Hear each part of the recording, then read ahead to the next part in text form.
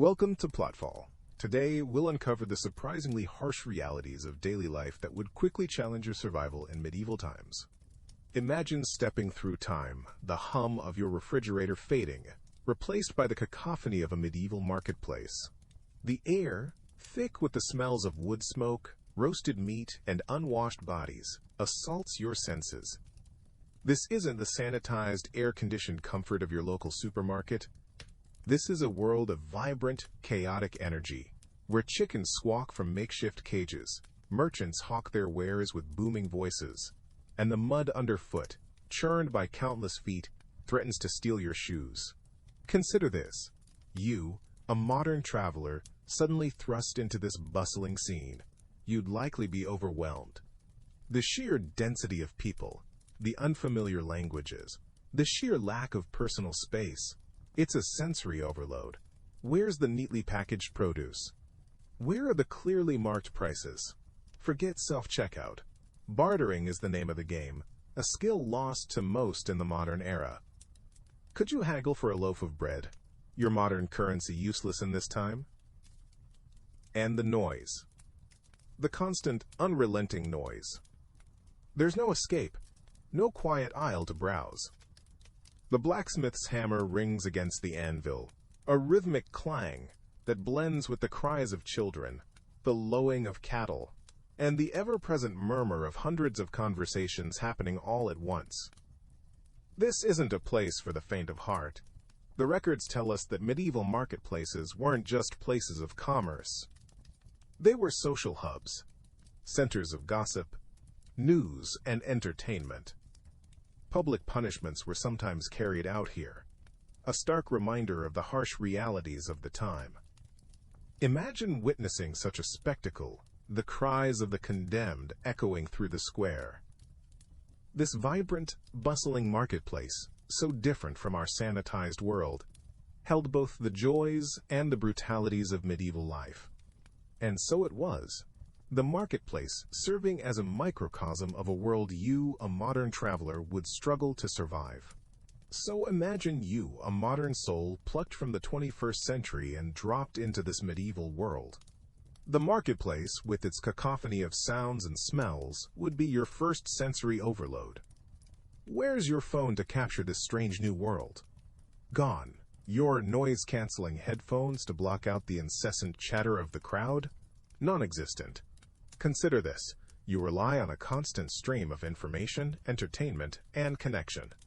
The sudden absence of these digital comforts would be jarring, like a phantom limb twitching for a device that's no longer there.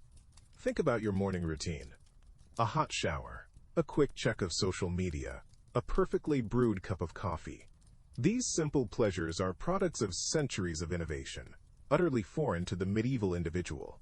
One can only piece together their harsh realities. Where would you find your instant coffee granules in a world without electricity, let alone the internet? The very concept of a morning routine would be alien, replaced by the immediate demands of survival. No prepackaged meals, no temperature-controlled environments, no quick trips to the supermarket for fresh produce. Instead, you are confronted with a world of manual labor, where obtaining food and water is a daily struggle. The water, drawn from a well or a nearby stream, likely carries unseen dangers, bacteria, and parasites invisible to the naked eye.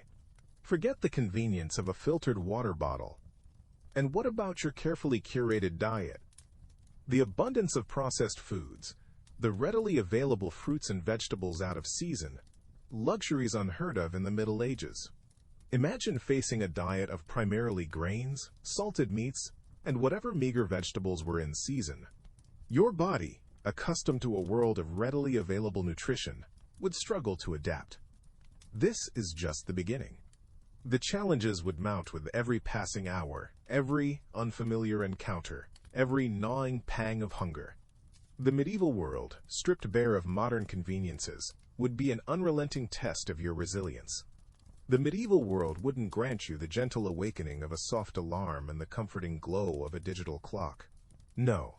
Dawn would break unceremoniously, filtering through crudely woven curtains, the insistent crowing of a rooster your unwelcome wake-up call.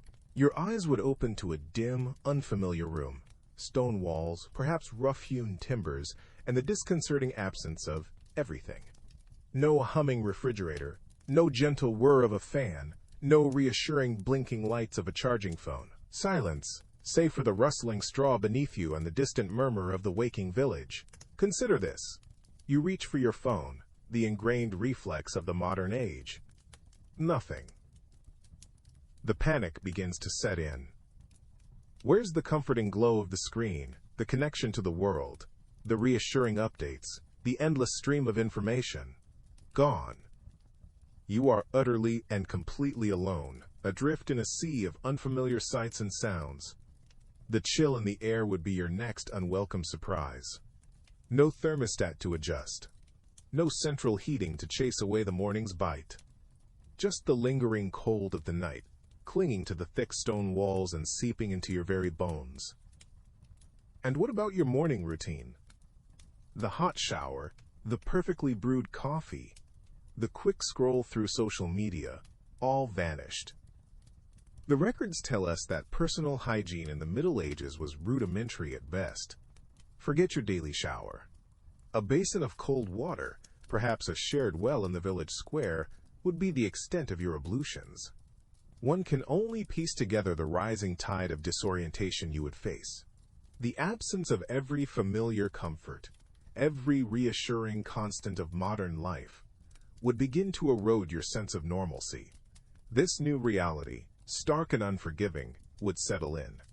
And so it was that the first day in the medieval world wouldn't be a grand adventure, but a descent into the unsettling unknown. The unsettling unknown extended, perhaps most acutely, to the very sustenance you'd need to survive. Imagine, after that fitful sleep on a straw pallet, the gnawing pang of hunger. You'd be met not with the familiar hum of a refrigerator, but with what, exactly? The sheer absence of readily available packaged food would be overwhelming. Forget brightly lit aisles brimming with endless choices. Forget the convenience of pre-prepared meals or the comforting predictability of your morning cereal. Consider this. Your medieval breakfast might consist of a coarse loaf of dark bread, perhaps accompanied by a sliver of cheese, or, if you were fortunate, a bit of salted meat. The bread, unlike the fluffy pre-sliced loaves of today, would be dense and heavy, a product of whatever grains were locally available. The taste? Earthy, perhaps a bit sour. The texture? Something you'd have to wrestle with. The records tell us that fresh produce was seasonal and limited. Fruits and vegetables, far from the plump, uniform specimens we're accustomed to, would be smaller, misshapen, and subject to the whims of the weather. Meat, a rare luxury for most, would be preserved through salting or smoking, its flavor intense and unfamiliar. And forget about the globalized bounty of modern supermarkets. Spices, imported from distant lands, were exorbitantly expensive, reserved for the tables of the wealthy. Your meals would be dictated by the rhythms of the agricultural calendar and the limitations of local resources. And what of the very act of preparing this food? No sterile kitchens, no gleaming appliances. Instead, a smoky fire pit or a rudimentary hearth would be the center of your culinary world. The thought of preparing a meal, in such unfamiliar and challenging conditions, would only amplify the growing sense of displacement. The comforting routine of a modern kitchen, replaced by the hard realities of medieval sustenance, would be another sharp reminder of just how out of place, how utterly lost you truly were. And so it was, the simple act of eating becoming another daunting hurdle in your medieval existence. But sustenance isn't confined to the home, even in the medieval world. Eventually, the need for supplies would inevitably draw you to the heart of the town, the marketplace. Stepping from the narrow, dimly lit streets, the marketplace would explode upon your senses, an assault unlike any you'd experienced. Forget the sterile, organized aisles of a modern supermarket. This is a world of raw, untamed commerce. One can only piece together, from surviving records and archaeological digs, the true cacophony of a medieval market. Imagine the constant din of bartering, the hawker's cries overlapping with the bleating of livestock penned nearby, the ground churned to mud by countless feet, and the refuse of both animals and humans would offer precarious footing. And then, the smells. The sweet, cloying scent of overripe fruit mingled with the acrid tang of vinegar used to mask the decay of less fortunate produce. The raw, metallic odor of freshly butchered meat, hanging exposed to the elements, competed with the pungent aroma of tanning hides. The air, thick with the smoke of nearby cooking fires and the ever-present dust kicked up by the bustling crowds, would cling to your clothes, a constant reminder of the marketplace's unsanitary reality. Consider this: no refrigeration, no hygiene standards as we know them, flies buzzed around exposed food, rats scurried through the stalls, and the very concept of food safety was centuries away.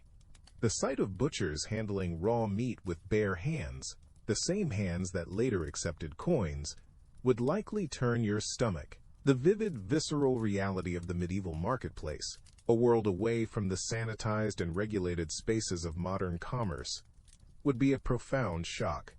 Every sight, every smell would serve as a jarring reminder of just how fragile, how precarious, life truly was in this era.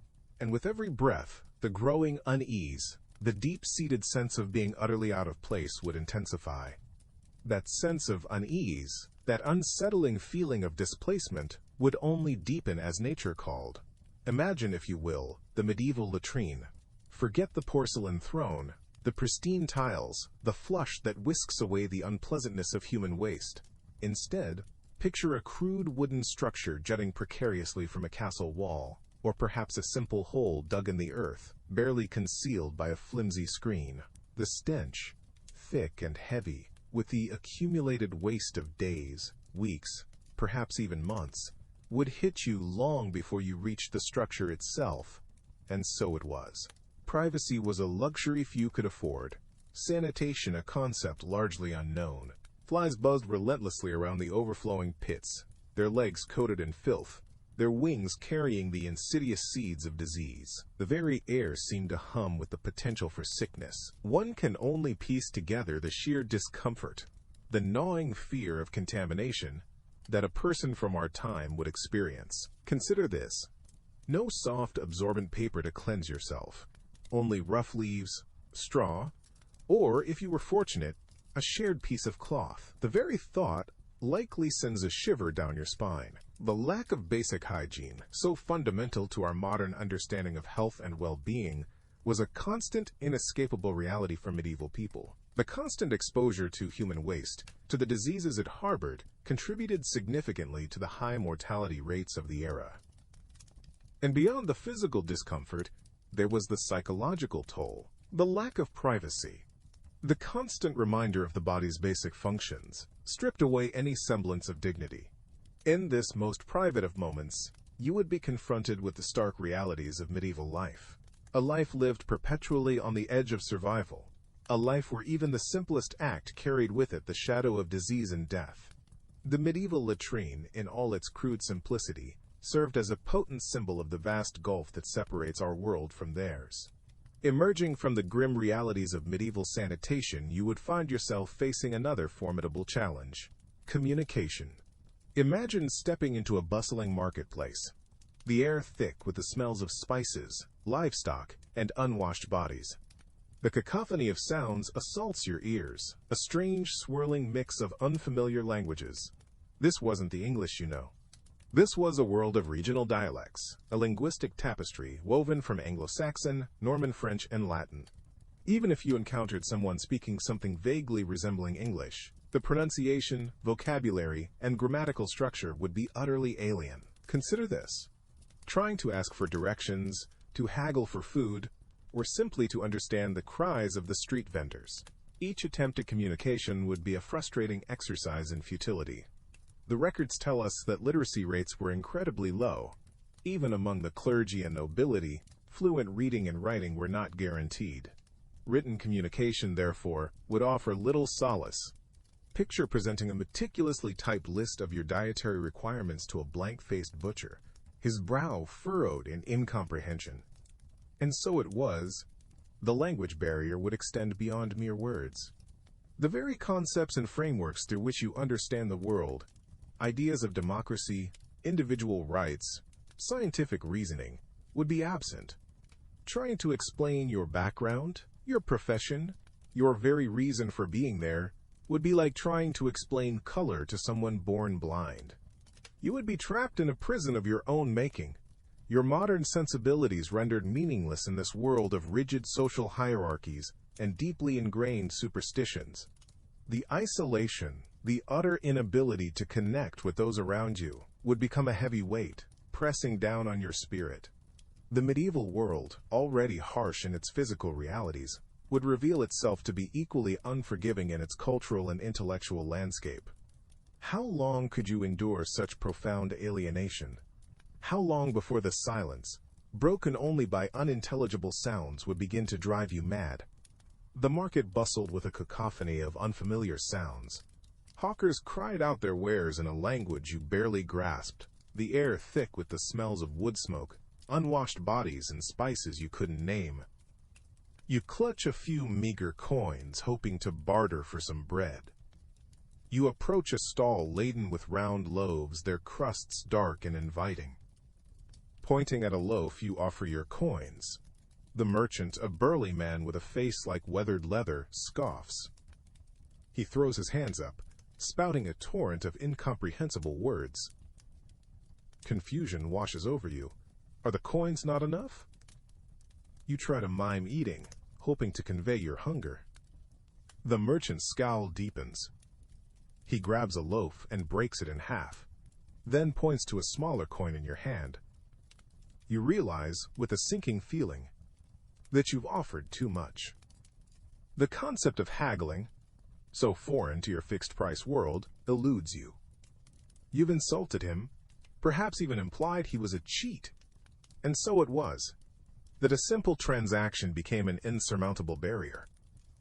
The nuances of social interaction in the medieval world, the unspoken rules and rituals, were a language you couldn't decipher. You try again, offering the smaller coin this time. But the damage is done. The merchant turns away, dismissing you with a wave of his hand. He begins serving another customer, leaving you standing there, empty-handed and humiliated. The bustling market, once a source of fascination, now feels like a hostile, alien landscape.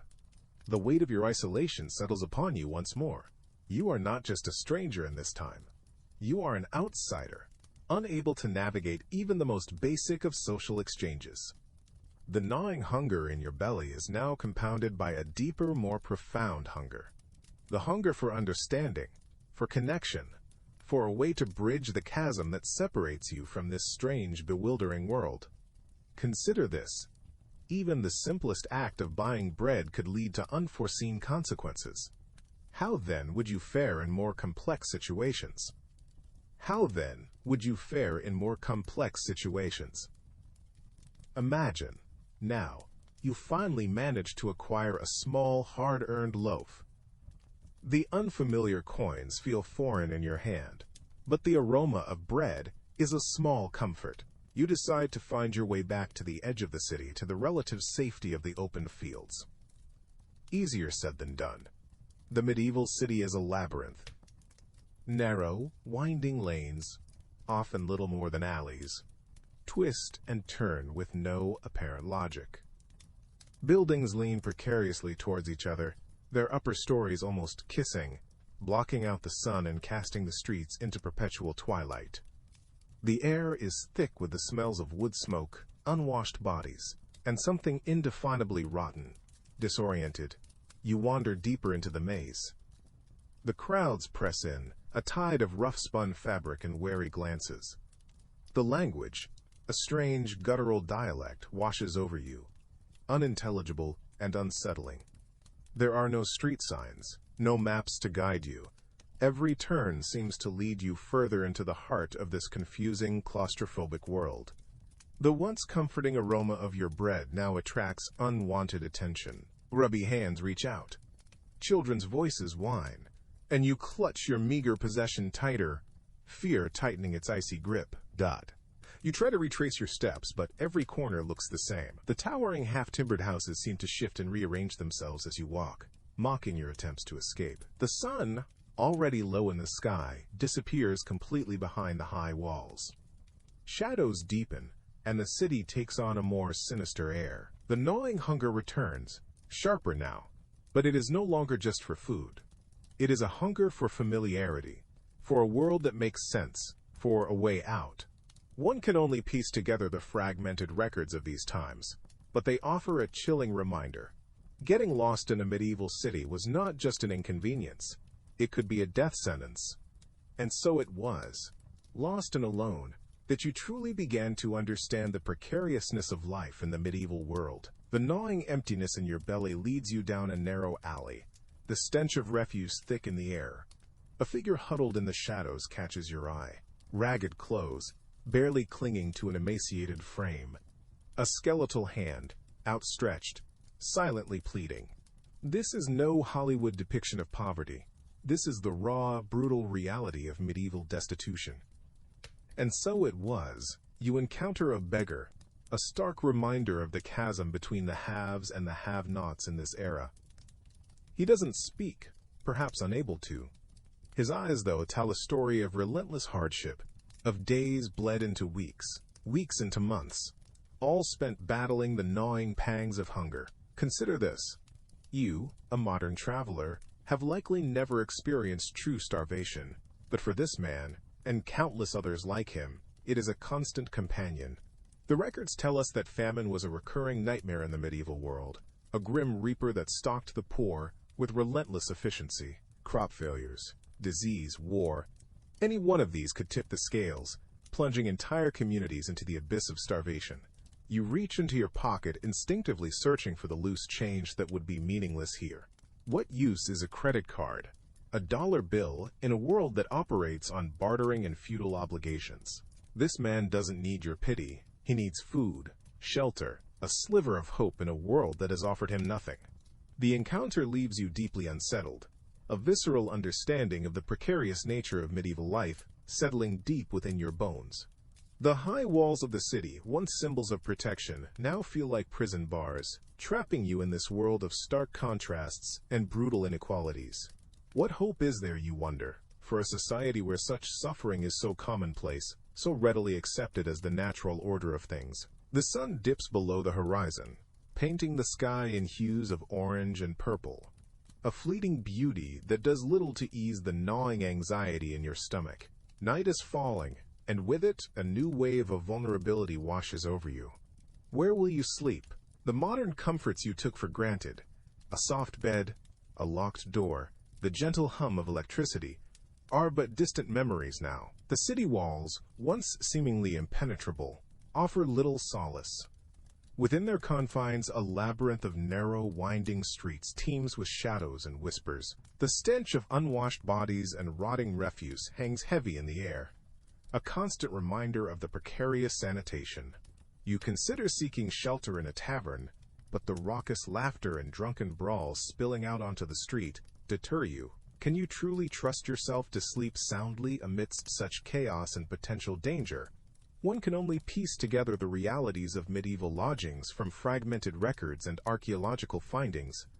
Imagine, if you will, a cramped, smoky room, the air thick with the smell of damp straw and stale ale. Privacy is a luxury you cannot afford.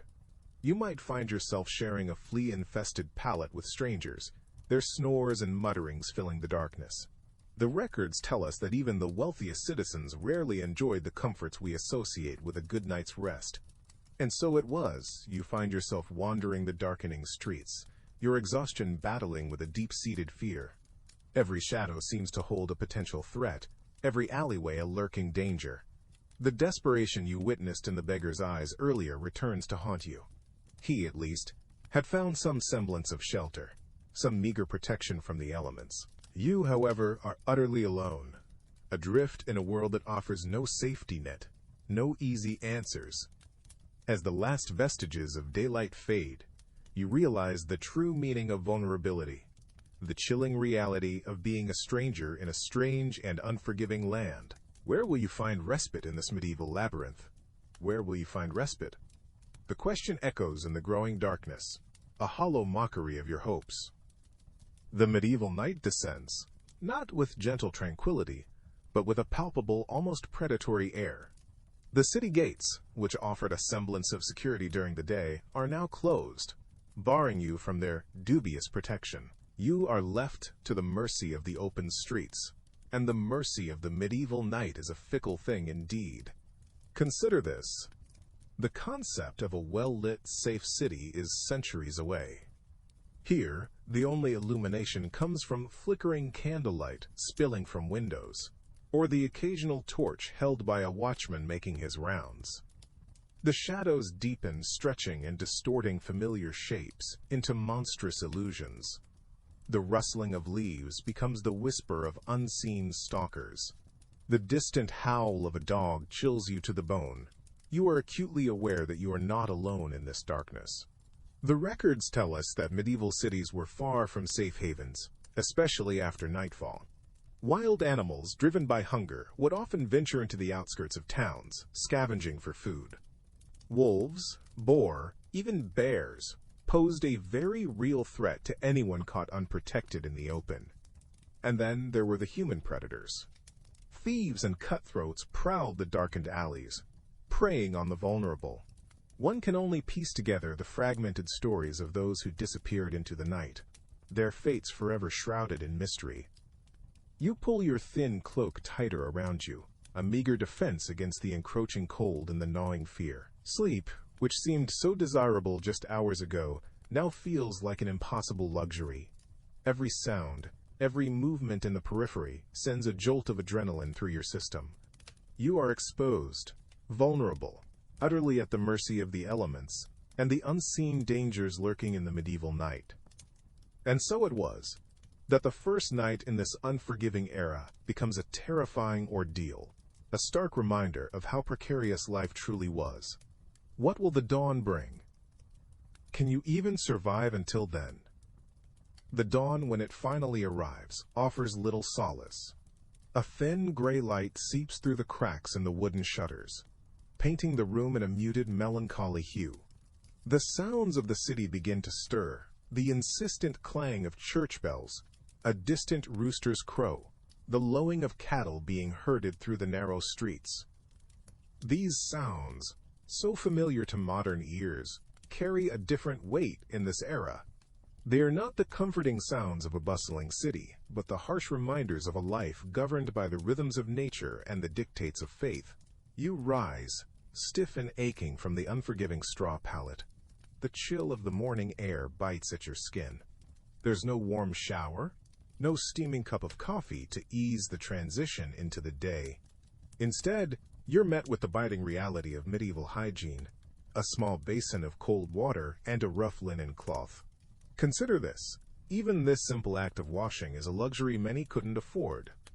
Clean water was a precious commodity, often contaminated, and disease ran rampant through the overcrowded cities. Stepping out into the street, the full assault of medieval life hits you. The air is thick, with the smells of wood smoke, animal dung, and unwashed bodies. The narrow streets are already teeming with people, merchants hawking their wares, children darting through the crowds, and beggars pleading for alms. The cobblestone streets, uneven and treacherous, are a far cry from the smooth asphalt you're accustomed to. Every step is a challenge, a test of balance and agility. One can only piece together the fragments of historical records to understand the constant threat of illness, the ever-present hunger, and the sheer physical hardship that defined daily life for the common person. How will you navigate this labyrinth of unfamiliar customs and dangers? How will you find your place in this harsh and unforgiving world? The questions hang heavy in the air, as ominous as the dark clouds gathering on the horizon. The storm clouds, much like the anxieties of medieval life, eventually break. Rain lashes the cobbled streets, transforming them into muddy rivers. You might think this deluge a blessing, a chance to finally quench your thirst. But consider this. Where does this water flow?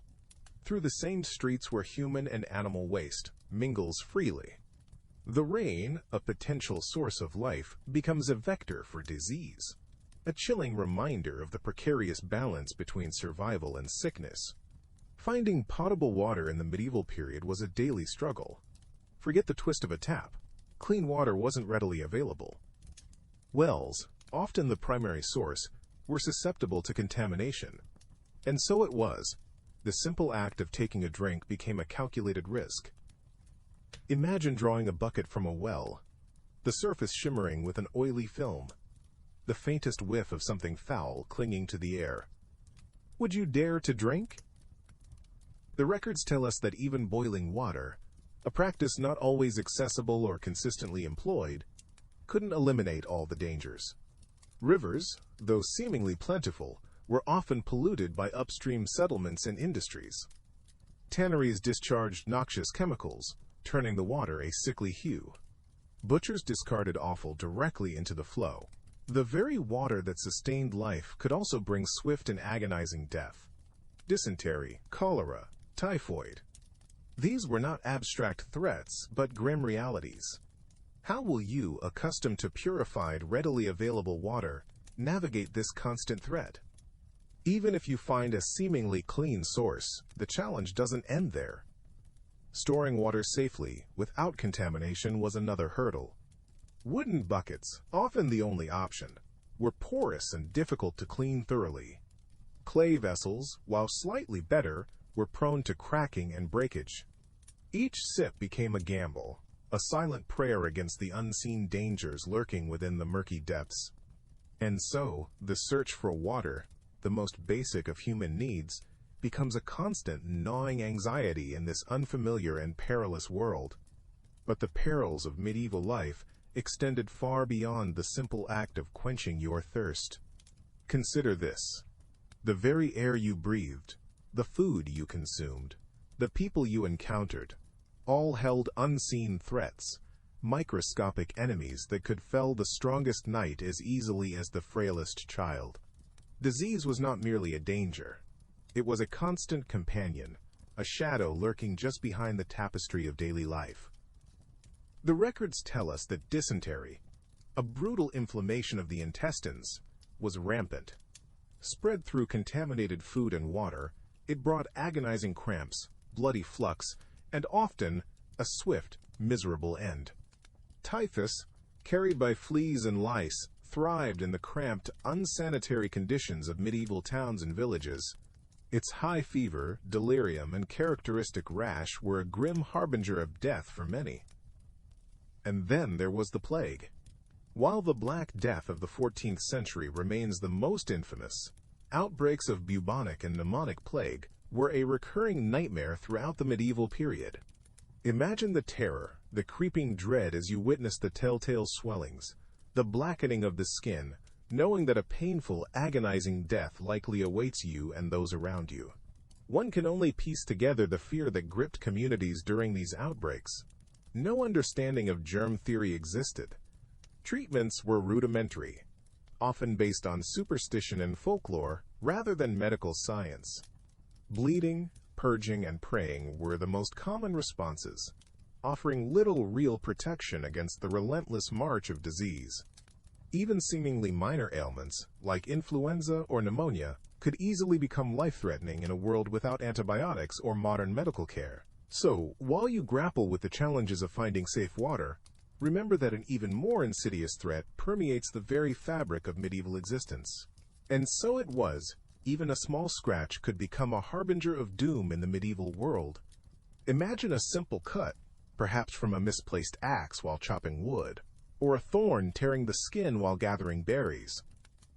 Today, such wounds are barely an inconvenience, cleaned and bandaged almost without a second thought. But in the Middle Ages, this seemingly innocuous injury could quickly escalate into a life-threatening infection. Consider this: no germ theory, no understanding of bacteria or viruses. The very concept of microscopic life was centuries away. The medieval understanding of wound care was a blend of herbal remedies, religious practices, and frankly, some rather horrifying techniques. While some herbal remedies possessed genuine antiseptic properties, honey, for instance, their efficacy was often undermined by the lack of sterilization. Instruments, if used at all, were rarely cleaned properly. Hands were often unwashed. The wound, a fresh portal for infection, would be exposed to a world teeming with unseen dangers. The records tell us of common treatments: applying mixtures of herbs and animal dung, cauterizing wounds with hot irons, or even pouring boiling oil onto the afflicted area. One can only piece together the agony that accompanied these procedures. The pain, the fear, and the ever-present knowledge that even with these brutal treatments, the odds of survival were slim. Sepsis, a rampant killer in the medieval world, often followed seemingly minor wounds. The infection, unchecked by antibiotics, would spread rapidly through the bloodstream, leading to fever, delirium, and ultimately death. This is the reality of medieval medicine, a constant shadow of peril lurking behind even the smallest injury. A world where a simple scratch could easily become a death sentence. A world where a simple scratch could easily become a death sentence. Imagine then, our protagonist, weary and sore from the unfamiliar labor of the fields, stumbling on a loose rock. He falls, catching himself with his hand, but not before a sharp stone slices a gash across his palm. A minor injury by our standards, something easily remedied with antiseptic and a bandage. But in the medieval world, this seemingly insignificant wound holds the potential for profound suffering, even death. The records tell us that common treatments for such a wound would be far from our modern understanding of hygiene. Perhaps the village healer would pack the wound with herbs, some with genuine medicinal properties, others based on superstition and folklore. Consider this. Spiderwebs, often used to staunch bleeding, carried their own risks of infection. Honey, sometimes applied for its antibacterial qualities, could introduce new pathogens if not pure. And so it was, our protagonist's wound, initially a clean cut, would become a breeding ground for bacteria. Days later, the throbbing pain would intensify, the skin around the cut red and swollen. Fever would set in, a sign the infection was spreading. He might be given a concoction of herbs, perhaps even subjected to bloodletting in an attempt to purge the illness. These practices, although meant to heal, often exacerbated the problem, weakening the body further. Without antibiotics, his body's own defenses are his only hope. Will they be enough? The chilling reality is that in the medieval world, even surviving such an injury was a testament to luck and a strong constitution. The smallest cut could become a gateway to a slow, agonizing demise. This was the constant fear that hung over the medieval individual, a vulnerability to the unseen forces of infection that permeated their daily existence. The fear wasn't confined to the unseen. The medieval world was a world of oral tradition, where literacy was a rare privilege. News, vital for survival, traveled on the wind, carried by the voices of individuals. Imagine then, emerging, weakened and vulnerable, from your brush with death, into the bustling marketplace. The cacophony of bartering merchants and gossiping townsfolk is suddenly pierced by a loud, clear voice. A bell rings, commanding attention, the town crier. Consider this. In a world without newspapers, radios, or the internet, his voice was the internet, the radio, the newspaper. His pronouncements, amplified by the bell and his practiced bellow, were the lifeblood of the community. Royal decrees, market regulations, criminal investigations, even lost pets, all channeled through this single vital figure. He is the walking embodiment of public knowledge. The crowd hushes, all ears turned towards the source of this vital information. What news does he carry? Is it a warning of impending danger? A new tax levied by the Lord? Perhaps news of a distant battle, a victory, or a devastating defeat that could reshape their lives. The records tell us that town criers held a position of significant respect, entrusted with disseminating information that could impact the entire community. Their pronouncements weren't mere announcements. They were pronouncements of change, of potential upheaval. For our medieval traveler still recovering from infection, This public declaration could mean anything. Perhaps the crier announces a quarantine, confining them to their dwelling. Or maybe he declares a new curfew, restricting movement within the town. One can only piece together the anxiety that would grip our time traveler, listening intently, trying to decipher the words echoing through the marketplace, words that could dictate their immediate future. The crier's voice, powerful and resonant, shapes their reality in a way we, in the modern world, can scarcely comprehend. And so it was, the town crier's words held sway over the lives of all who heard them. And so it was, the rhythms of medieval life were dictated not only by the town crier, but by an intricate, almost immutable social structure. Imagine our time traveler, now navigating this unfamiliar landscape, encountering a world governed by the feudal system. This wasn't a society of equal opportunity. Rather, it was a rigid hierarchy, a pyramid of power with the king at its apex. Below the monarch, the land was divided amongst powerful nobles, the great lords and dukes who pledged fealty to the crown. These individuals wielded immense authority over their territories, acting as both judge and jury within their domains. They held vast tracts of land, worked by those further down the social ladder. Consider this: the land itself represented power, a tangible symbol of influence and wealth. Our traveler, accustomed to the fluidity of modern social structures, would find this hierarchical system deeply perplexing. They might encounter a knight, resplendent in armor, a symbol of military prowess, yet still bound by oaths of loyalty to his lord. Or perhaps they would witness the daily toil of peasants, their lives inextricably linked to the land they worked, tied to a lord, their existence defined by service. The records tell us that social mobility was exceptionally rare. Born a peasant, you likely died a peasant. Born a lord, your destiny was largely predetermined. This rigid social order wasn't simply a matter of status. It dictated every aspect of life. From the clothes you wore to the food you ate, your place in the hierarchy was constantly reinforced. One can only piece together the feeling of being trapped within this system, a system that offered little chance for advancement or change.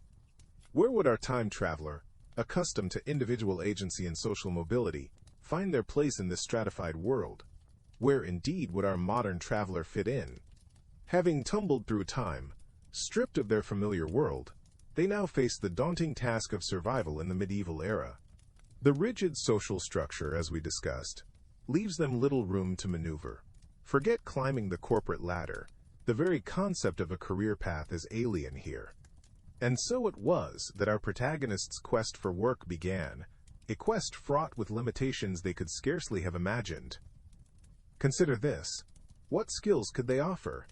Their knowledge of computer programming or marketing strategies is utterly useless in a world where the printing press is still centuries away.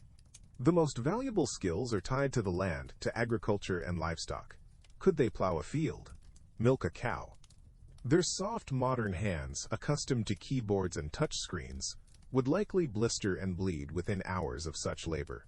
The records tell us that the majority of the medieval population toiled in agriculture, a life of back-breaking work from dawn till dusk. Even if they possessed some rudimentary farming skills, access to land was another insurmountable hurdle.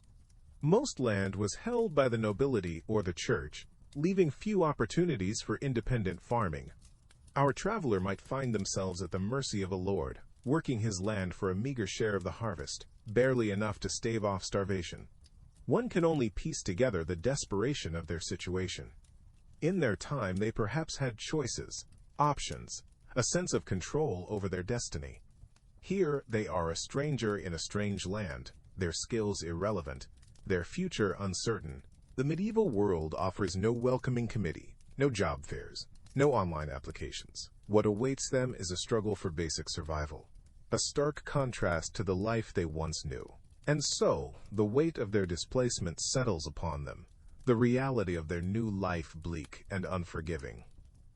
The sun, a cruel overseer, dictates the rhythm of their days now. No longer does the gentle hum of a computer accompany their mornings, replaced instead by the crowing of a rooster and the groaning of their own stiff muscles. Consider this: the soft glow of a screen traded for the harsh reality of a pre-dawn chill. Their hands, once accustomed to a keyboard or a smartphone, now grip a rough wooden hoe. The fields stretch out before them, a seemingly endless expanse demanding their toil.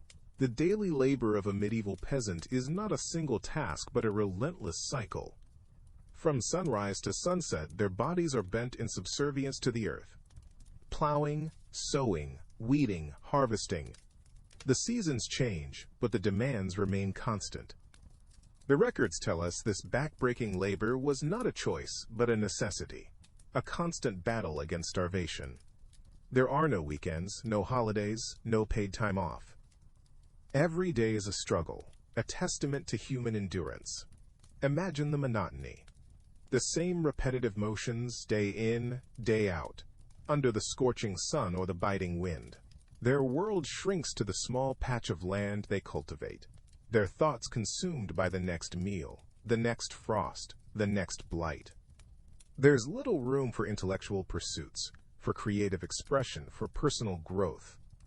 The very concept of leisure becomes a foreign luxury, and this is not a world of ergonomic design. The tools are crude, heavy, unforgiving. The ground is hard, the work unrelenting. Blisters form, muscles ache, backs break. The physical toll is immense, aging their bodies prematurely, etching the hardships of their lives onto their very bones. One can only piece together the exhaustion they must have felt at the end of each day, the bone-deep weariness that no amount of sleep could fully erase. And yet, tomorrow the sun will rise again and the cycle will begin anew. And yet, even with this relentless toil, sustenance was far from guaranteed. Consider this. The medieval peasant's diet was a world away from the abundance we know today. Forget the vibrant colors of fresh fruits and vegetables readily available year-round. Their world was one of monotonous beige and brown. The core of their diet? Grains.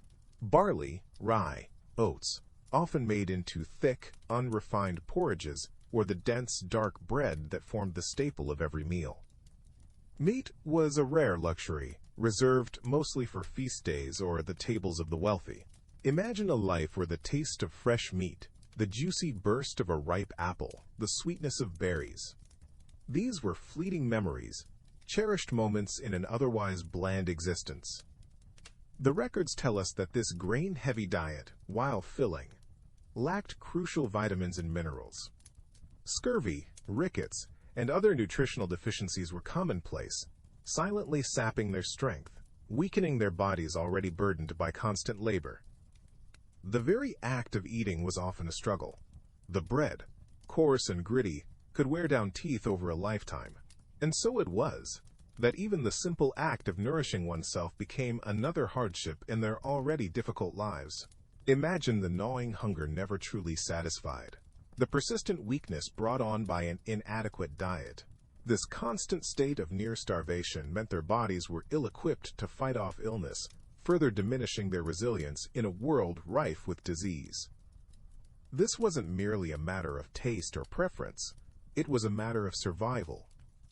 The limited diet meant that even a minor illness could quickly escalate into something far more serious, potentially fatal. This precarious balance, this constant teetering on the edge of malnutrition, shaped their lives in ways we can only begin to comprehend. How could one thrive, let alone survive, under such conditions? Survival, yes, but what of life beyond mere existence? How did people find solace, meaning, connection, in a world so defined by hardship? The answer, in part, lies in the intricate tapestry of local customs and traditions, rituals that might seem bizarre, even unsettling, to our modern sensibilities. Consider this. You, transported back in time, find yourself in a small village, the air thick with the smell of wood smoke and something else. Something unfamiliar. You see villagers gathered in a circle, their faces illuminated by flickering torches. A low, rhythmic chanting fills the air, punctuated by the clash of metal against stone. It's a ritual to appease the spirits of the harvest, a plea for fertile fields and a bountiful yield in the coming season. One can only piece together the fragments of belief that underpin these practices, a blend of pagan remnants intertwined with nascent Christian doctrines. The line between superstition and faith blurs, a testament to the deep-seated need for something beyond the tangible, the everyday struggle. And so it was, in these communities, that the rhythms of life were dictated not only by the seasons, but also by these deeply ingrained rituals: birth, death, marriage. Each milestone marked by ceremonies both solemn and strange. Imagine witnessing a charivari, a raucous procession intended to shame those who violated social norms. The cacophony of pots and pans, the jeering crowd. A powerful form of social control in a world without formal policing. Perhaps you encounter a church ale, a communal feast held on church grounds, where the line between sacred and secular dissolves in the shared consumption of food and ale. These gatherings, ostensibly in honor of a saint's day, also served a crucial social function, reinforcing community bonds and providing a much-needed respite from the daily grind. These seemingly odd rituals were, in fact, the glue that held these communities together, offering solace, meaning, and a sense of belonging in a world often defined by hardship and uncertainty. The question remains, could you truly adapt, not just to the physical hardships, but to the cultural landscape, to these strange and unfamiliar ways?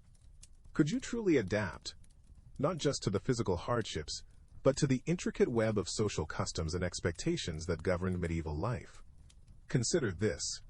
A casual word, a misinterpreted gesture, could unravel your carefully constructed existence. The danger of misinterpretation was ever present, a shadow lurking in every interaction. Imagine yourself, a traveler from a distant future, attempting to navigate this treacherous terrain. You've learned the local dialect. You understand the importance of religious observance. You even participate in the communal feasts. But one seemingly innocuous act, born of your modern sensibilities, could be construed as a grave offense. Perhaps you question a local lord's authority, challenging his pronouncements with a skepticism ingrained in you since childhood. Or maybe you express admiration for a different kingdom's customs, a harmless observation that, in these times of simmering political tensions, is twisted into an accusation of treason. The records tell us of individuals punished, even executed, for far less. A whispered comment overheard by the wrong person, a perceived slight against the local clergy, a misunderstood joke during a drunken revel. In a world where words carried weight and actions were scrutinized, the line between innocent misunderstanding and punishable offense was perilously thin. And so it was. In a society riddled with suspicion and fear, where whispers could become accusations and accusations could become death sentences, the smallest misstep could have devastating consequences. One can only piece together the fragments of these forgotten lives, glimpses of individuals caught in the unforgiving machinery of medieval justice. Their stories serve as a stark reminder. Survival in this era demanded not only physical resilience, but also a profound understanding of the unspoken rules that governed every facet of life. Could you, stripped of your modern comforts and safeguards, truly master this intricate dance of social survival?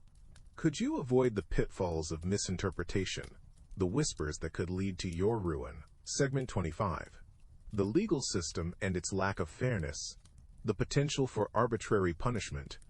But this part of the tale faced an unexpected silence. The sun, a weak and watery orb in the perpetually overcast sky, barely penetrates the thick forest.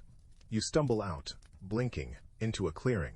A cluster of thatched huts huddled together, smoke curling lazily from their chimneys, offers the first sign of human life you've seen all day. Relief floods you until you notice the imposing figure on horseback. He sits ramrod straight, a hawk perched on his leather-gloved hand. His clothes, while simple in cut, are of a finer weave than anything you've seen on the peasants toiling in the nearby fields. A heavy silver chain rests on his chest, a symbol not just of wealth, but of authority. This, you quickly realize, is the local lord. And so it was. Encounters like these defined the medieval world. He eyes you with an appraising glance, a silent judgment passed in the span of a heartbeat. You are an outsider. Your clothes, your bearing, everything about you screams, "Not from around here." In this era, such distinctions carried weight, marking you instantly as vulnerable. Consider this. You possess none of the ingrained social cues, the subtle nods and deferential gestures that would signal your place within this rigid hierarchy. You haven't spent your life learning the intricate dance of feudal obligations and ingrained respect. He speaks, his voice a low rumble that carries across the clearing. It's not a question, but a command. You are to present yourself, to explain your presence on his land. Every fiber of your modern sensibility bristles at the imperious tone. But resistance here, in this time, would be folly. The power imbalance is stark, absolute. He controls not just the land, but the lives of those who work it. One can only piece together the immense societal pressure you'd face to comply, the implicit threat hanging in the air. Your very survival, you begin to understand, hinges on your next words, on your ability to navigate this encounter with a humility you've never known. Your carefully chosen words appease the Lord. He grants you leave to pass through his domain. You offer a silent prayer of thanks, though you know the journey is far from over. Stepping onto the medieval road is like stepping into another world, rutted, muddy tracks, barely deserving of the name. Forget smooth asphalt. These paths are treacherous, churned by countless carts and hooves, often dissolving into impassable bogs after even a moderate rain. The records tell us that travel in this era was a slow, arduous affair. Imagine, if you will, the constant jarring, the bone-deep weariness that would set in after only a few leagues. And the dangers are far more than just discomfort. These roads, winding through dense forests and desolate moors, are havens for bandits. Men driven to desperation by poverty, or hardened criminals preying on unsuspecting travelers. They lurk in the shadows, ready to pounce. Your modern sensibilities, your belief in law and order, offer little protection here. Consider this. You possess nothing of real value to these men. Your phone, your credit cards, useless trinkets in this time. Your very life, however, is a commodity. The clothes on your back, the meager supplies you carry, could mean the difference between survival and starvation for these desperate souls. But human threats are only part of the story. The wildness of the medieval world encroaches on these poorly defined roads. Wolves, bears, even wild boars, creatures long relegated to the margins of our modern world, roam freely. An encounter with such a predator, far from any help, would be a terrifying ordeal. One can only piece together the constant anxiety, the ever-present awareness of vulnerability that medieval travelers must have endured. Each rustle in the bushes, each distant howl, a stark reminder of the precariousness of life. So as you trudge onward, the weight of your backpack, a growing burden, the setting sun casting long, ominous shadows, you begin to truly understand the meaning of a journey in medieval times. It's a world where survival is not a given, but a constant negotiation with a hostile environment. The sun dips below the horizon, painting the sky in hues of fading orange and deep violet. But the beauty offers little solace. The romantic notion of a medieval journey, a carefree stroll through picturesque landscapes, quickly dissolves into the harsh reality of exhaustion. Your legs ache, your feet blister, the weight of your meager possessions a constant nagging pressure on your shoulders. You've been walking for what feels like an eternity, yet the distant village, your hoped-for refuge for the night, remains stubbornly out of reach. Consider this. There are no paved roads, no smoothly graded paths. You navigate rutted tracks, often little more than muddy trails carved by generations of carts and hooves. Every step is a calculation, a test of balance and endurance. The uneven terrain, the hidden stones, the treacherous patches of mud, all conspire to slow your progress and sap your strength. And so it was for the medieval traveler. Each day a relentless physical challenge. The setting sun brings with it a growing sense of urgency. Darkness in the medieval world was not a friend. It was a cloak for danger, both real and imagined. Bandits lurked in the shadows, wolves roamed the forests, and the very darkness itself held an almost tangible sense of threat. You must find shelter before nightfall. The records tell us that finding shelter wasn't easy either. Inns, if you were lucky enough to find one, were often crowded, dirty, and rife with disease. More likely, you would seek the hospitality of a local peasant, hoping for a space on a dirt floor and a shared meal of coarse bread, and whatever meager vegetables were available. And time, that most precious commodity in our modern world, held a different meaning in the medieval era. Journeys were measured not in hours or miles, but in days, weeks, sometimes even months. The concept of a quick trip simply didn't exist. The tyranny of distance was absolute. As darkness finally descends, enveloping you in its chilling embrace, you realize just how far removed you are from the comforts of your own time. You have only traveled a fraction of the distance you had hoped to cover, and the daunting reality sets in. This journey will be longer and far more arduous than you could have ever imagined. The sun rises, painting the sky in hues you rarely pause to appreciate in your own time. But here, in this medieval world, the sunrise is a stark reminder of the journey ahead. The aches in your legs, a dull throb from yesterday's trek, are a testament to the reality of medieval travel. Forget the effortless glide of cars or the speed of trains. Here, your own 2 feet are your primary mode of transport. And so it was for nearly everyone. Consider this. The very concept of distance held a different weight in the medieval era. What you might consider a short jaunt to the store, a mere hop in your car, could be a full day's journey here. The roads, if you can even call them that, are often little more than rutted dirt paths, winding through fields and forests. The relentless unevenness of the terrain makes each step a labor. The miles stretch out before you, an endless ribbon of dust and hardship. One can only piece together the experiences of those who lived it, and the sheer physical toll it took. Imagine walking for days, weeks even, exposed to the elements, the scorching sun beating down in summer, the biting winds of winter, the sudden downpours that turn the roads to mud.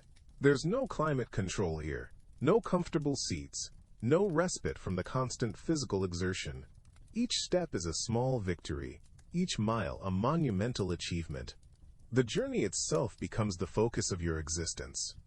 The rhythmic thud of your feet against the earth, the steady rise and fall of your breath, the ever-present awareness of your aching muscles. And as the sun begins its slow descent, casting long shadows across the landscape, a new worry begins to creep in. Where will you find shelter for the night? The tyranny of distance is not just about the miles. It's about the time, the relentless effort, and the constant uncertainty that accompanies every step. The realization settles in. This journey is not merely about reaching a destination. It's about surviving the journey itself. The sun, a fading ember in the vast expanse of the sky, offers little comfort. The air grows heavy, thick with a pregnant silence that speaks of impending change. A sudden gust of wind whips through the fields, rustling the dry leaves and carrying with it the scent of rain, a scent that promises not relief, but hardship. Dark clouds gather on the horizon, their inky blackness swallowing the last vestiges of daylight. The storm, you realize with a sinking heart, is upon you. Where do you seek refuge? The medieval world offers little in the way of immediate shelter. Perhaps a meager copse of trees, their branches offering scant protection against the downpour. Or perhaps a shallow overhang in a rocky outcrop, cold and damp but marginally better than the open fields. Consider this. Even if you were fortunate enough to find shelter in a small village, the houses, often built of wattle and daub, a mixture of woven lattice, mud, and straw, offer little defense against the elements. The thatched roofs, picturesque in the sunshine, become conduits for the rain, turning the interior into a damp and drafty haven.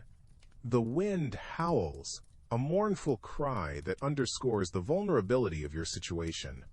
Rain begins to fall, first in a light drizzle, then transforming quickly into a torrential downpour.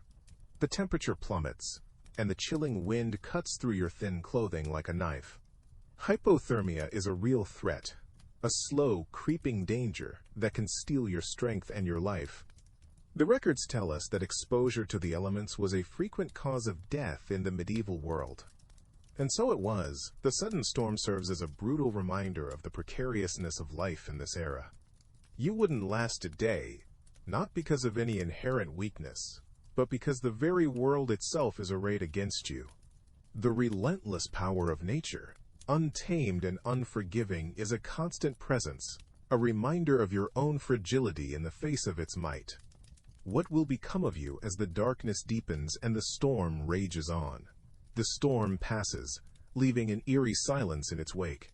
But a different kind of storm brews within you. The gnawing emptiness of isolation. Consider this. In the medieval world, community wasn't just a social construct, it was a survival mechanism. Separated from the tight-knit fabric of your village, you're adrift, a solitary figure in a landscape that offers little solace. The familiar hum of human activity, the laughter of children, the clang of the blacksmith's hammer, the hushed whispers of gossip, is replaced by the unsettling quiet of the vast countryside. The sun sets, casting long shadows that seem to mock your solitude. Darkness descends, and with it, a profound sense of unease. You are alone with your thoughts, fears amplified by the crackling firelight. One can only piece together fragments of what this isolation must have felt like for a medieval person displaced from their community. In a world devoid of modern distractions, the mind becomes a battlefield. There are no books to lose yourself in, no music to soothe your anxieties, no screens to distract from the relentless gnawing of loneliness.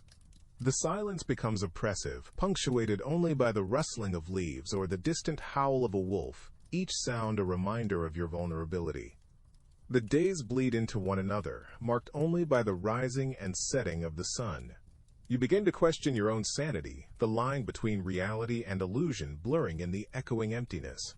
This psychological toll, this constant battle against loneliness, is perhaps the most insidious challenge of the medieval world. The physical hardships are readily apparent, but the internal struggle, the quiet desperation of a solitary existence, is a burden few modern minds can truly comprehend. And so, as the days turn into weeks, the question arises. Could you withstand not only the harsh realities of medieval life, but the profound psychological weight of its isolation? But even the solitude offered little respite. The medieval world was a world of constant, simmering violence. Forget the romantic notions of valiant knights and chivalrous battles. Imagine instead the pervasive threat of casual brutality, always lurking just beyond the flickering candlelight. One can only piece together the fragments of lives lived in constant fear. Consider this. You ventured beyond your village, perhaps to trade goods or visit family. The road, little more than a dirt track, winds through dense forest. Every rustle of leaves, every snap of a twig sends a jolt of fear through you. Bandits, opportunistic and desperate, were a constant menace. Robbery wasn't just about material possessions, it could mean losing your life. And the violence wasn't confined to the shadowy peripheries. Skirmishes between neighboring villages, fueled by land disputes or ancient grudges, were commonplace. These weren't grand battles. They were brutal, chaotic clashes. The records tell us of villages razed, families slaughtered, the echoes of violence reverberating through generations. Even within the supposed safety of city walls, the threat of violence remained. Disputes often escalated into bloody brawls, and the line between justice and vengeance was blurred. Then there's the ever-present specter of war. The medieval period was punctuated by periods of large-scale conflict. Wars weren't just fought by armies, they encroached upon the lives of everyone. Villages were pillaged, crops were destroyed, and civilians were often caught in the crossfire. Could you imagine witnessing such carnage? Knowing your home, your family, everything you held dear, could be swept away in an instant. The psychological toll of this ever-present threat, the constant awareness of vulnerability, is almost unimaginable to us today. The peace we often take for granted, the sense of security we feel within our homes, simply didn't exist. Could you truly endure a world where violence was not the exception, but the rule? But the violence wasn't confined to the battlefield. The medieval world had a very different understanding of justice, one you likely wouldn't stomach. Imagine yourself stepping into the marketplace, the heart of medieval life, the air thick with the smells of spices, livestock, and fear. A hush falls over the crowd as the town crier announces the day's grim spectacle. A public execution. Consider this. You're about to witness not a sanitized clinical procedure, but a visceral display of the state's power. The condemned is dragged onto the platform, their crimes recounted for all to hear. Theft, heresy, treason, even petty offenses could earn you a gruesome end. The methods varied, each designed to inflict maximum pain and serve as a deterrent. Hanging was common, but far from the worst fate. Burning at the stake, reserved for heretics, was a slow, agonizing demise. The records tell us of other punishments too: disembowelment, drawing and quartering, being broken on the wheel, each more horrifying than the last. And so it was that justice was meted out, not in the sterile confines of a courtroom, but under the open sky, for all to see. Children, women, men, everyone was expected to bear witness. This wasn't entertainment, it was a brutal lesson, a constant reminder of the consequences of transgression. Can you imagine the faces of the onlookers? The stoicism mixed with fear, the morbid curiosity warring with revulsion? One can only piece together the psychological impact of such regular exposure to violence.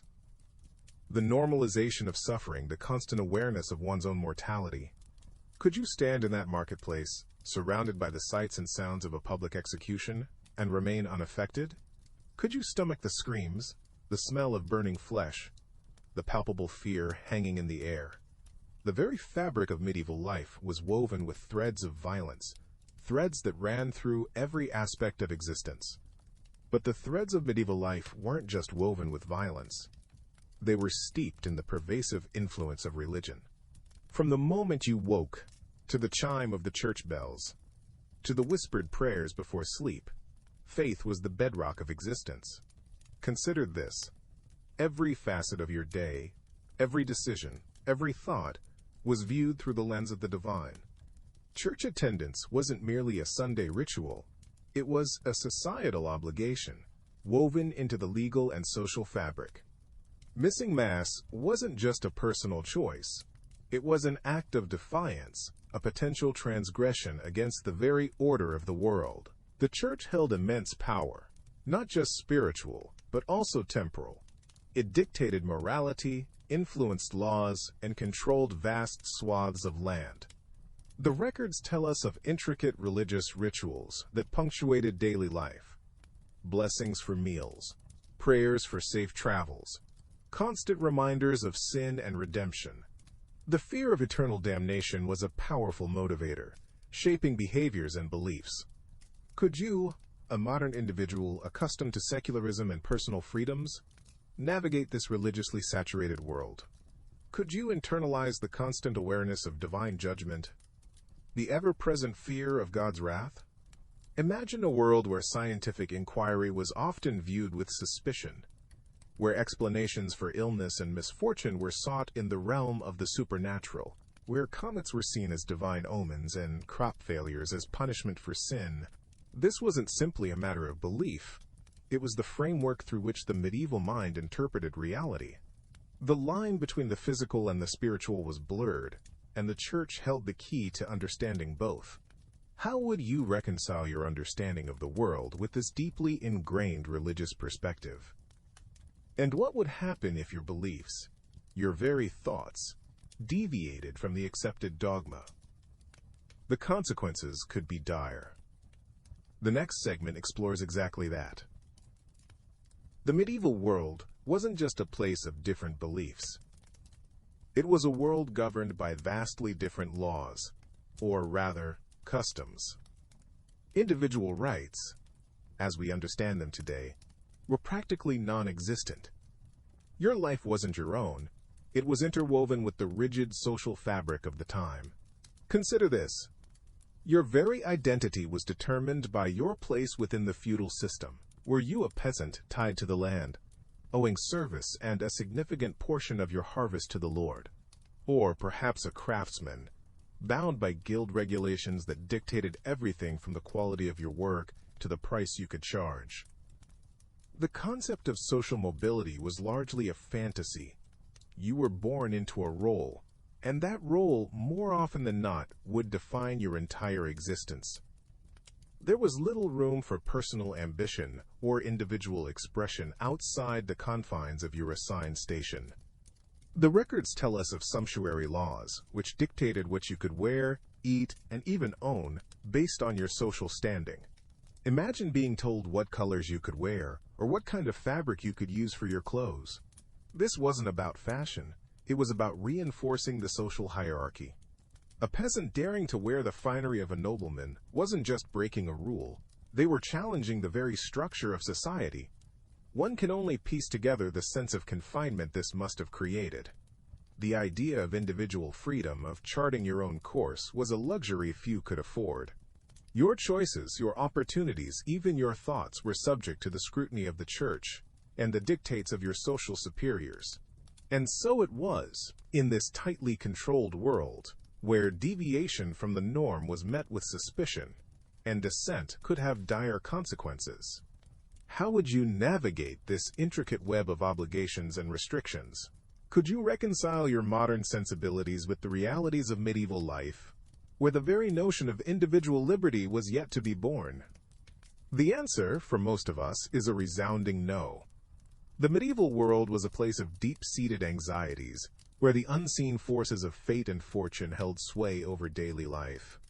Beyond the rigid social structures and the omnipresent church, there lurked a darker, more insidious fear, the fear of witchcraft.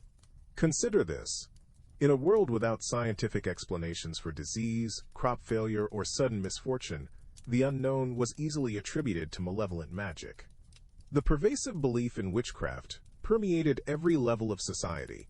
A simple accusation, whispered by a disgruntled neighbor or a jealous rival, could unravel a life. One can only piece together the terror of such an accusation, the chilling realization that your fate rested not on evidence, but on superstition and fear. Imagine being denounced, dragged before the village elders, subjected to trials by ordeal, dunked in water, branded with hot iron to prove your innocence. The very idea sends shivers down the spine, even centuries removed.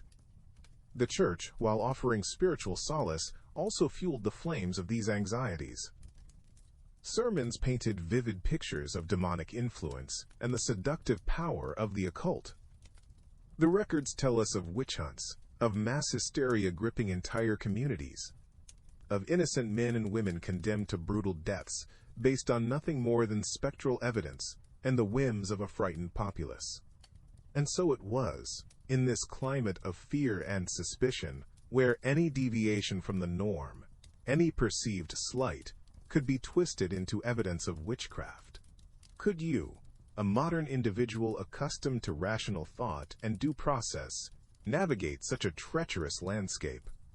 Could you survive in a world where the shadows whispered of curses and the air crackled with accusations? The answer, most likely, is a chilling no. The chilling reality of medieval life extended far beyond the physical hardships. Imagine a world draped in the heavy cloak of the unknown, where the rustling of leaves in the dead of night wasn't just the wind, but perhaps a mischievous imp, or worse, a malevolent spirit sent to torment you. Consider this. Every illness, every failed harvest, every unexpected misfortune wasn't simply bad luck or the natural order of things. Instead, it was often attributed to unseen forces, to curses whispered by unseen enemies, to the malevolent workings of magic. The line between the real and the supernatural was blurred, almost non-existent. Common ailments we understand today, from epilepsy to mental illness, were viewed through the distorted lens of superstition. One can only piece together the terror of experiencing such an affliction, knowing that your suffering might be interpreted not as a sickness, but as a sign of demonic possession. The records tell us of countless individuals accused of witchcraft, based on the flimsiest of evidence: a birthmark, an unusual talent, even just being an outsider in a tightly knit community. This pervasive fear wasn't merely a product of ignorance. It was actively cultivated and exploited. Religious authorities wielded immense power, often reinforcing these beliefs to maintain control. Think of the witch hunts, the trials by ordeal, the public executions designed to reinforce the church's authority and instill fear in the hearts of the populace. Could you, with your modern sensibilities, endure such an oppressive atmosphere? Could you live with the constant dread that a misplaced word, an accidental encounter, might be interpreted as consorting with dark forces? This fear, this gnawing uncertainty, permeated every aspect of medieval life. It dictated social interactions, shaped religious practices, and even influenced the very architecture of their homes, with amulets and protective symbols embedded in walls and doorways. In a world where reason held little sway against the tide of superstition, survival depended on a delicate dance of conformity and appeasement. And in this dance, the modern mind, accustomed to logic and reason, would likely stumble and fall. The weight of 1,000 superstitions pressed down, each one a potential pitfall. Imagine the rising panic as you realize just how deeply ingrained these beliefs are. You see a raven circling overhead and instinctively recoil, remembering childhood stories of ill omens. But your reaction, your visible unease, is noticed. Whispers begin. Sidelong glances follow you through the marketplace. One can only piece together the fragments of their lives from the records that remain, but those fragments paint a chilling picture. Days bleed into weeks, and the gnawing fear intensifies. You attempt to adapt, to mimic the rituals, to mouth the prayers, but the sincerity isn't there. It's a performance, and a poor one at that. The villagers, with their generations of ingrained belief, see through the facade. The suspicion in their eyes deepens. You become an outsider, not just in your customs, but in your very soul. Consider this. Every ache, every fever, every misfortune is not viewed as a random occurrence, but as a sign of divine displeasure, a curse, perhaps even witchcraft. And who is the most likely target of such accusations? The stranger. The one who doesn't quite fit in. The one whose fear betrays a lack of true faith. The desperation claws at you. You long for the familiar comfort of reason, of scientific explanation. But these are luxuries this world does not offer. The records tell us of countless individuals accused of heresy and witchcraft based on little more than rumor and fear. Could you withstand that kind of scrutiny? Could you endure the constant pressure, the ever-present threat of being ostracized, condemned, even executed for a transgression you didn't commit? In this world of shadows and whispers, hope begins to dwindle, replaced by a chilling certainty. Escape is impossible. Escape is impossible. And with each passing day, another, more primal fear begins to take root. Starvation. The gnawing emptiness in your belly becomes a constant companion, a dull ache that overshadows even the dread of the unseen. You hadn't anticipated this relentless struggle for survival. Modern conveniences have shielded you from the harsh realities of food production. You're accustomed to supermarkets overflowing with produce from across the globe, available year-round. Here the seasons dictate life and death. The harvest is a gamble, a desperate prayer whispered to a capricious sky. One bad season, one prolonged drought, one early frost, and entire villages teeter on the brink of famine. Consider this. You, accustomed to 3 meals a day, now find yourself scavenging for scraps, foraging for edible plants you can't even identify with certainty. The taste of wild berries, once a delightful treat, now carries the bitter tang of desperation. You watch the villagers, their faces gaunt, their movements slow and deliberate, conserving precious energy. Children cry, not from childish whims but from the hollow ache of hunger, and so it was. Food, once taken for granted, becomes an obsession. You dream of bread, of roasted meat, of the sweetness of honey, tastes you may never experience again. The constant hunger gnaws at your resolve, blurring the line between right and wrong. Would you steal to feed yourself? Would you betray your companions for a single crust of bread? These are the moral dilemmas this world forces upon you. This isn't a game of survival. This is the stark reality of medieval existence. A world where the line between living and dying is as thin as a slice of stale bread. The fight for sustenance overshadows everything else. The gnawing emptiness in your belly dictates your every move.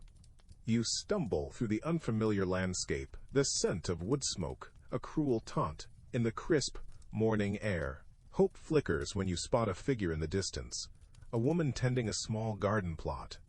Could this be a chance for respite? A moment of kindness in this unforgiving world?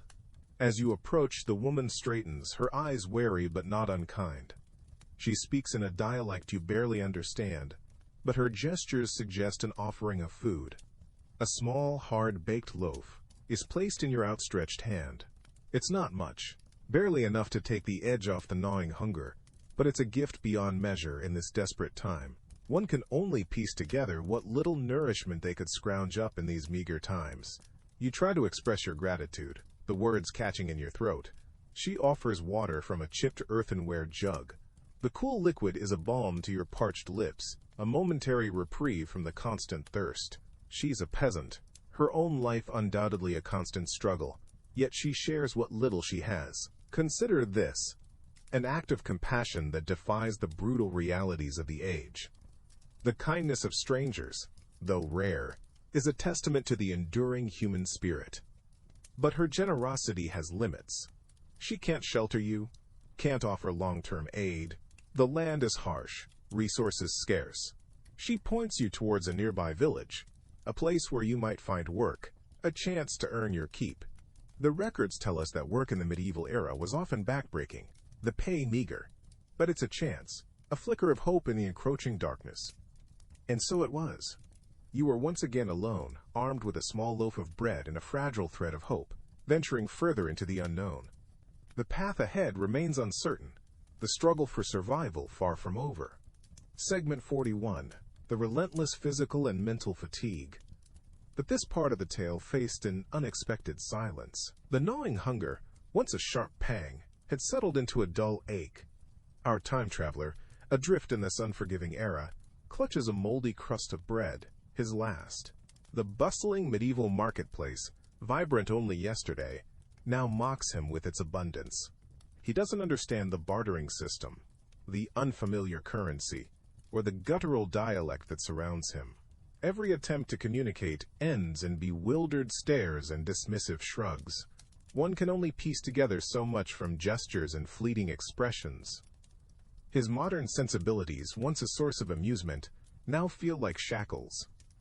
He longs for the sterile cleanliness of a supermarket, the instant gratification of a credit card swipe. The sheer physicality of medieval life is overwhelming. The stench of unwashed bodies and open sewers hangs heavy in the air. Consider this. He hasn't had a proper bath in days. His clothes are ragged and stained, and every muscle aches from unaccustomed labor, or, rather, the desperate attempts at it. The initial thrill of experiencing a different time has faded, replaced by a bone-deep weariness. The records tell us that life expectancy in this era was brutally short. Disease ran rampant. Basic medical knowledge, as we understand it, was non-existent. A simple cut could fester and become deadly. Our protagonist knows this. He feels a growing sense of dread, a chilling premonition of his own fragility in this harsh environment. The vibrant tapestry of medieval life, woven with threads of hardship and resilience, is now a shroud, threatening to smother his very existence. He's a stranger in a strange land, and his hope, like the last crumbs of his stale bread, is dwindling fast. Where will he turn? And what will become of him when the last crumb is gone? The dread our time traveler felt wasn't merely paranoia. It was the heavy cloak of reality settling upon him. One can only piece together the fragmented narratives of the past, but those fragments whisper of a constant, lurking fear. Illness. Imagine, then, our protagonist waking with a fever. His head pounds, his limbs ache, and the world swims in a hazy blur. In our time, a simple thermometer, a quick trip to the doctor, perhaps some antibiotics, and the illness would likely be a minor inconvenience. But here, the very air seems to vibrate with unseen dangers. His options are grim. He could seek out a local healer, though their remedies often bordered on the mystical, sometimes doing more harm than good. Consider this. Bloodletting, a common practice meant to balance the humors, could weaken him further, accelerating his decline. Herbal concoctions, while sometimes effective, were often based on superstition and guesswork. And so it was. A simple fever could quickly escalate into a life-or-death struggle. The records tell us that even minor illnesses could prove fatal in the medieval world. Dysentery, influenza, even a simple infection could quickly overwhelm the body's defenses. Our protagonist, weakened and vulnerable, is now acutely aware of this. He feels the weight of centuries of medical ignorance pressing down upon him. Every cough, every shiver, amplifies his fear, confirming his precarious existence in this unforgiving time. The vibrant tapestry, once intriguing, is now a constant reminder of the fragility of life. What little hope remained flickers like a dying candle flame. Will it be extinguished? The flickering candle flame of hope, indeed, threatened to extinguish itself entirely. Our time traveler, now feverish and weak, faces the stark reality of medieval medicine. Imagine a world without antibiotics, without sterile surgical techniques, without even a basic understanding of germ theory. This is the world he now inhabits. Consider this. A small cut, easily treated with antiseptic today, could quickly fester and become a deadly infection. A broken bone, a routine procedure in the 21st century, becomes a gamble with fate. He seeks help, of course. But what he finds is not the reassuring presence of a modern physician, but a world of herbal remedies, bloodletting, and superstitious practices. The records tell us that medieval medical knowledge was a blend of ancient Greek theories, folk traditions, and religious beliefs. Physicians, often trained more in philosophy than in practical medicine, relied on the four humors, blood, phlegm, yellow bile, and black bile, to explain illness. An imbalance in these humors, they believed, was the root of all disease. And so it was that our protagonist finds himself subjected to treatments that, to modern eyes, seem barbaric. Leeches are applied to draw out the bad blood. He is given potions made from herbs and minerals, their efficacy questionable at best. The pain is intense, the relief non-existent. He understands, with chilling clarity, that his very survival depends not on scientific understanding, but on the whims of fate and the limited knowledge of his time. One can only piece together the fragments of his deteriorating condition as he slips further into the clutches of illness. His vibrant tapestry of hope has faded to a dull, sickly gray. Is this the end of his journey? The final, chilling answer awaits. The fever rages. His body, once a vessel of strength and modern ingenuity, now betrays him at every turn. The world swims in and out of focus. Whispers of concerned, or perhaps morbidly curious, villagers reach him through the haze. He understands now with a terrible clarity the precariousness of life in this era. Survival isn't a given, but a daily struggle against unseen forces. And so it was, at the precipice of delirium, that he faced a critical decision. He could continue to place his trust in the village healer, a woman whose knowledge was a patchwork of tradition and superstition. Or he could take matters into his own hands. He knew basic sanitation, the importance of clean water, concepts utterly foreign to this time. Could he, weakened as he was, implement these rudimentary practices and potentially improve his odds? The risk was immense. To challenge the healer was to challenge the established order, potentially alienating those who, however misguidedly, were trying to help. It might be seen as an affront to their beliefs, to their way of life. In his weakened state, such a social fracture could prove fatal. Yet, to continue down the current path seemed equally perilous. The herbal remedies offered no respite.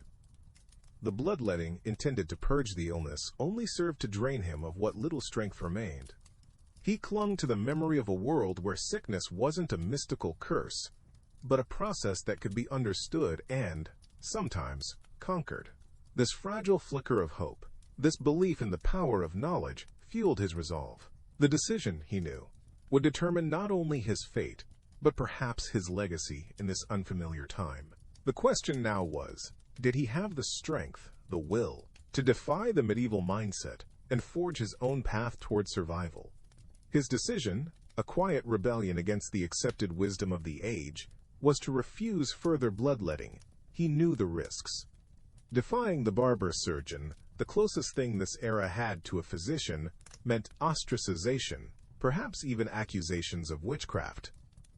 But the fading memory of modern medicine, however distant, whispered of a different approach. Hydration, rest, and nourishment, not leeches and lancets, were the true allies against illness. And so it was, in the suffocating darkness of his sick room, that he began his solitary fight. He pleaded for water, not wine, surprising the attendants who believed strong spirits were the only cure. He requested simple broths, rejecting the heavily spiced concoctions thought to ward off evil humors. Each request was met with resistance, a clash between his desperate grasp at scientific principles and their ingrained superstitions. Consider this. For them, illness wasn't a biological process, but a spiritual imbalance, a punishment from God, or the malevolent influence of unseen forces. The consequences of his decision were swift and brutal. His apparent defiance of God's will, as interpreted by the local clergy, spread whispers of demonic possession. Fear, a potent force in a world steeped in the supernatural, quickly turned to suspicion. The whispers escalated to accusations. His weakened state, his feverish ramblings about a world beyond their comprehension, only solidified their belief in his otherworldly affliction. One can only piece together the fragments of his story from scattered accounts and hushed rumors. He became an outcast, shunned by those he had hoped to help, isolated in his struggle for survival. His fate, once uncertain, now hung precariously in the balance. He was alone, trapped in a time that viewed his knowledge not as salvation, but as a dangerous heresy. Alone, adrift in a sea of suspicion, a flicker of hope emerged. A band of traders, their carts laden with spices and silks destined for distant markets, prepared to depart the village. They were outsiders, less bound by the rigid beliefs of the local populace.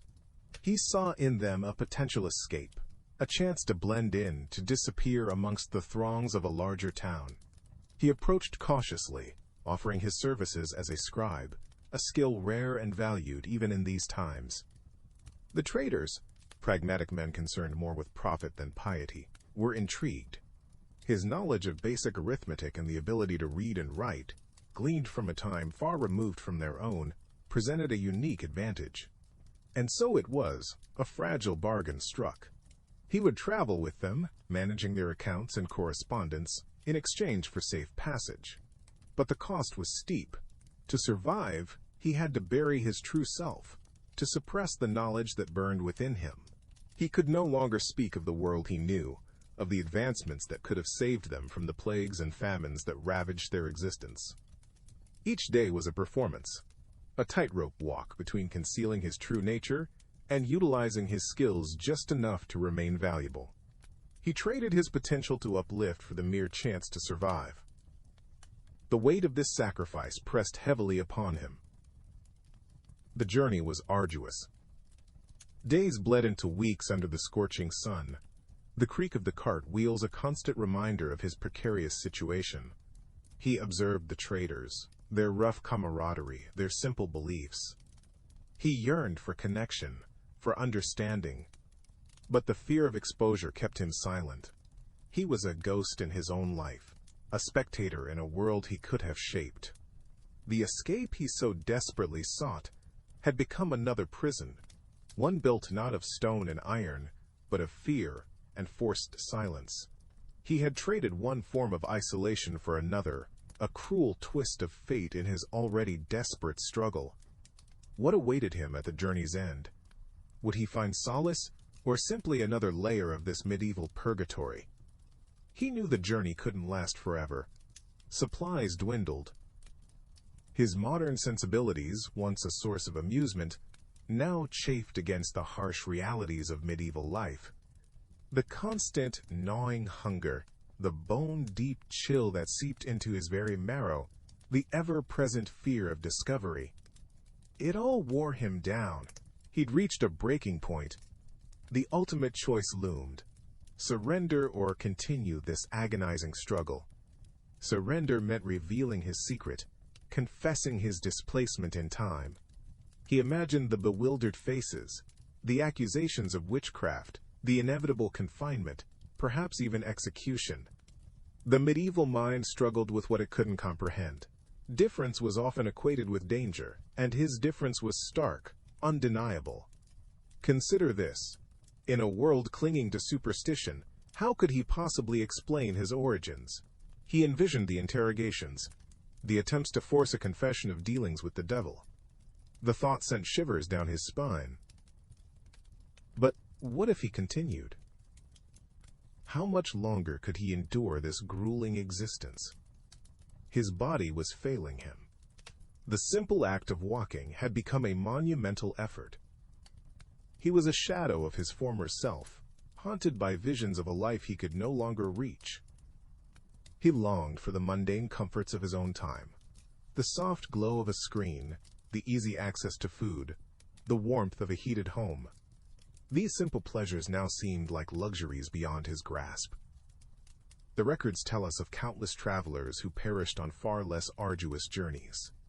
What hope did he, a man out of time, truly have? One can only piece together fragments of his internal struggle. The exhaustion, the desperation, the gnawing uncertainty. It all converged into a single, agonizing question. Was there a path to survival? A way to bridge the chasm between his past and this unforgiving present? Or was he doomed to fade away? A forgotten ghost in this medieval labyrinth? He stumbled onward, driven by a primal will to survive. The once vibrant marketplace, teeming with life and commerce, now appeared as a blurred tableau. The smells, once exotic and intriguing, were now overwhelming, a miasma of wood smoke, unwashed bodies, and decaying refuse.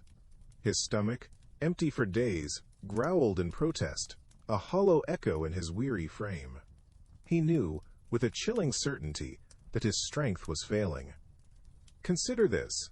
He was a man, accustomed to the convenience of modern life, suddenly thrust into a world of raw, unyielding hardship. The relentless sun beat down upon him, each ray a mocking reminder of the air-conditioned comfort he once took for granted. The cobblestone streets, charming in their antiquity, were now instruments of torture, each uneven surface jarring his aching limbs. He collapsed near the town well, the cool, moss-covered stones, a momentary solace against his burning skin. He cupped his trembling hands, catching the trickling water, and drank deeply. The momentary relief was fleeting, replaced by the gnawing realization that his situation was dire. He was alone, lost, and utterly unprepared for the brutal realities of medieval existence. His disorientation grew, blurring the line between reality and delirium. He saw figures approaching, their faces obscured by the shimmering heat haze. Were they townsfolk, curious about the stranger in their midst? Or something more sinister? He tried to speak, to plead for help, but his voice was a dry rasp, lost in the cacophony of the marketplace. And so it was, in the shadow of the well, under the unforgiving medieval sun, that his journey reached its end. The details are scarce, lost to the passage of time. One can only piece together the fragments. A whispered rumor of a fever, a sudden disappearance, a body left unclaimed. He faded, not with a bang but a whimper, another forgotten soul swallowed by the relentless march of history. His story, though fragmented, paints a stark portrait of medieval life. Consider this. The trials he faced were not unique. They were the everyday realities for countless souls who toiled under the weight of a world vastly different from our own. His struggles with hunger, disease, and social alienation offer a glimpse into the precarious nature of existence in a time before modern medicine, sanitation, or social safety nets. He arrived seeking adventure, perhaps romanticizing a past shrouded in myth and legend. He found, instead, a world defined by hardship. The vibrant tapestry of medieval life, woven with threads of chivalry and courtly love, often concealed the harsh realities of poverty, violence, and the ever-present threat of death. The records tell us little of his origins, his hopes, or his dreams. But his experiences, pieced together from the scant details available, speak volumes.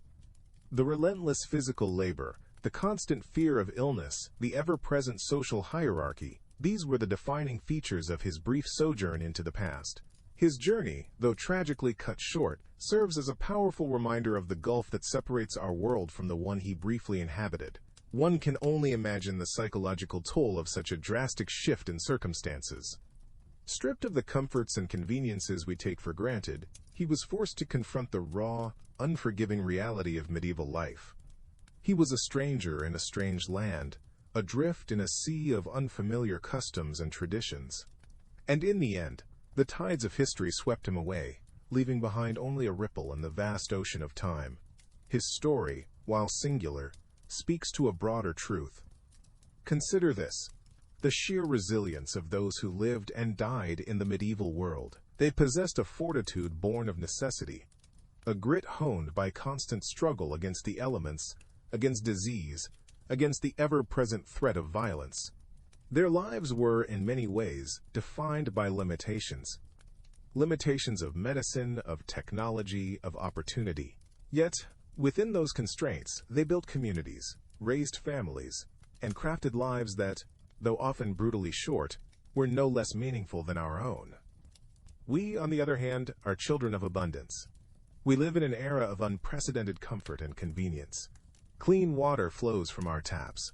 Food appears on our tables with minimal effort.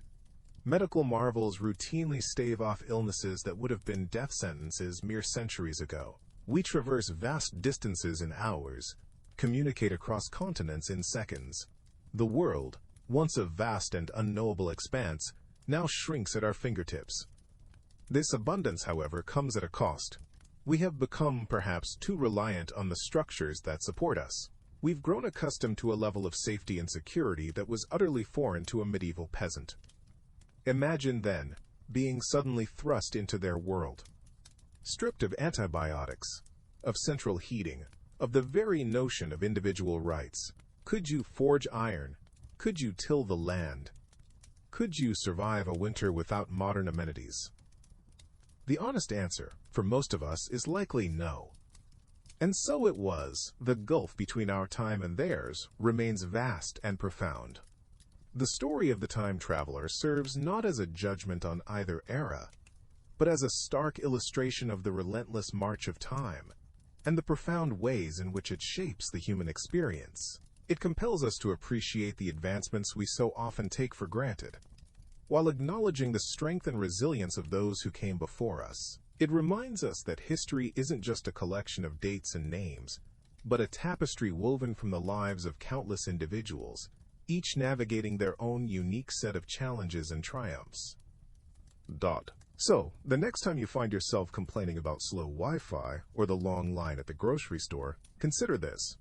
Just a few centuries ago, the very concept of these conveniences would have been utterly unfathomable. Imagine a world devoid of antibiotics, where a simple infection could become a death sentence. A world without electricity, where the setting sun marked the end of productive hours, plunging you into darkness. A world without the vast network of information at our fingertips, leaving you reliant on the limited knowledge of your immediate community. The story of our time traveler, stranded in the medieval world, serves as a powerful reminder of how far we've come. It highlights the incredible progress humanity has made in improving our quality of life, advancements we often overlook in the hustle and bustle of modern existence. One can only piece together the fragments of daily life from that era, the constant struggle for basic necessities, the ever-present threat of disease and violence, the sheer physical labor required for even the simplest tasks. And yet, amidst these hardships, life went on. Communities thrived, cultures flourished, and individuals found meaning and purpose within the confines of their world. This isn't a contest of which era was better. The past holds its own unique beauty, its own lessons of resilience and adaptation. But it's a crucial exercise in perspective. It's a call to appreciate the countless, often unseen hands that have built the world we inhabit today.